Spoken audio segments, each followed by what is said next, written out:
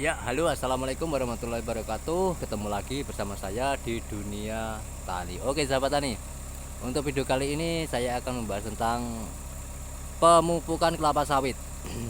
Wah, jadi pertanyaannya begini, Pak, bagaimana pemupukan kelapa sawit yang benar itu, Pak? Apakah ditimbun atau disebar? Ya, ini kan pertanyaan yang bagus. Oke, untuk kelapa sawit sendiri itu yang paling urgent, ya paling urgent untuk pemupukan, ya paling urgent itu adalah pemupukan. Dan pemupukan kelapa sawit ini yang benar itu gimana, Pak? Nah, jadi banyak petani yang belum paham tentang pemupukan kelapa sawit, ya. Nah, ini di video kali ini adalah tanaman kelapa sawit tahun 2007. Oke, kita kembali ke pokok. Kelapa sawit untuk pemupukannya itu jangan sampai kita lewat sasaran, yaitu kelapa sawitnya. Nah, jadi yang bagus itu apakah di sistem timbun atau sistem sebar, Pak?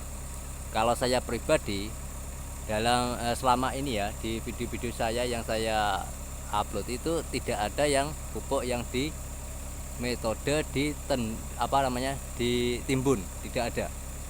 Jadi semuanya metode sebar. Kenapa kok alasannya kita harus metode sebar, tidak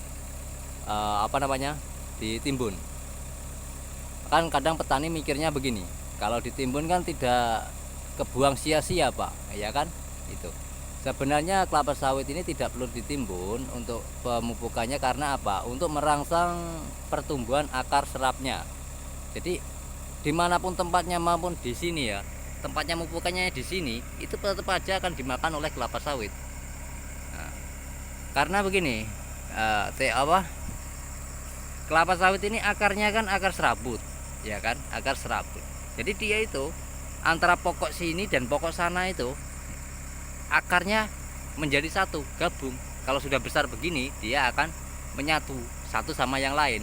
Jadi di bawah tanah itu juga ada komunikasi antara akar dan akar itu ada. Jadi itu kenapa saya di sini selalu metodenya pakai namanya sebar, karena itu untuk merangsang pertumbuhan akar itu biar mencari sendiri. Biar mencari sendiri supaya apa? Supaya seperti habitatnya di alam ya. Seperti di alam itu kan dia unsur hara pada tanah dia cari sendiri, tidak ada yang di ini. Jadi itu prinsipnya begitu. Saya tidak ada yang saya pupukkan secara ditimbun atau di bawah pokokannya itu digali terus dimasukkan pupuk baru kita timbun, itu tidak. Itu malah bikin nanti sawit kita itu keracunan. Keracunan apa, Pak? Keracunan pupuk, biasanya begitu, over. Karena akar yang sensitif pasti akan terkena pupuk yang unsur-haranya tinggi. Jadi itu alasannya saya kenapa selalu saya sebar di gawangan mati, ya, supaya tidak sawit stres. Dan seperti di alamnya kayak gitu, ya ini sudah biar akar sendiri yang mencari itu loh. Jadi kita nggak usah pusing-pusing, nggak usah ribet-ribet untuk ini ini apakah langsung ke sasaran apa tidak. Pasti akan ke sasaran jika tanamnya itu 8x8 atau 9x9. Kalau sawit sebesar ini, segede ini, pasti akarnya sudah kemana-mana.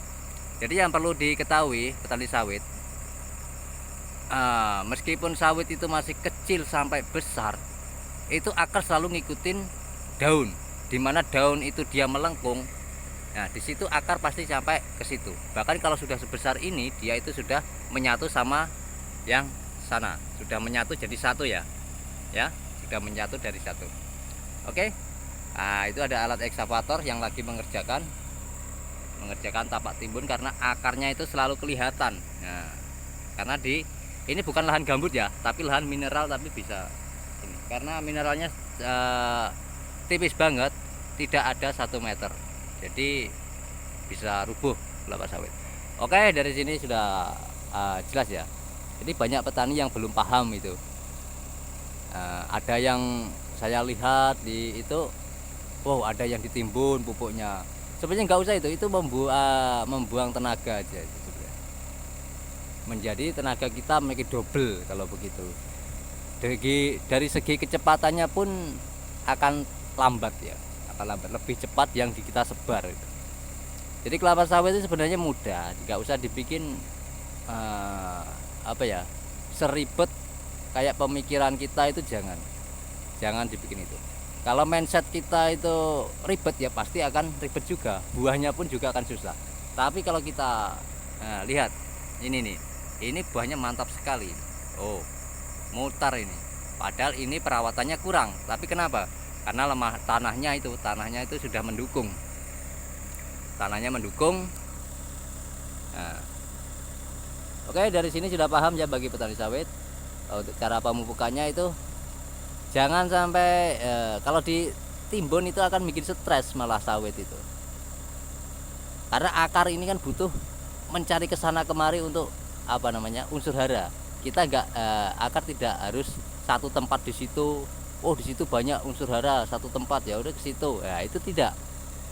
Tapi kelapa sawit ini akarnya itu sangat luar biasa, namanya apa? Akar serabut, dan akar serapnya itu yang bekerja.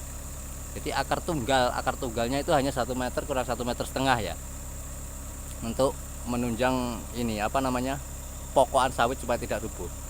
Dan selainnya itu adalah akar serap, jadi hanya di atas saja akarnya, jadi kita nggak perlu memupuk untuk ditimbun-timbun, itu nggak perlu, itu hanya buang tenaga aja. Kalau kita mengerjakan orang itu mau berapa orang dalam 1 hektarnya ya kan, itu menambah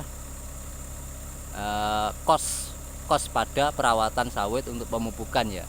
Jadi kalau kita biasanya dalam berapa hektar ya, saya punya pribadi itu 6 hektar itu sendiri loh, tidak ada yang satu yang istilahnya membantu, itu tidak ada, hanya sendiri tapi bisa.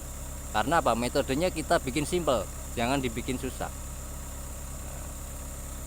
Oke, dari sini sudah paham, semoga bermanfaat ya video saya. Oke, untuk video selanjutnya akan saya bahas tentang ini, perdebatan antara tumbuhan karet ya, sadap karet dengan kelapa sawit.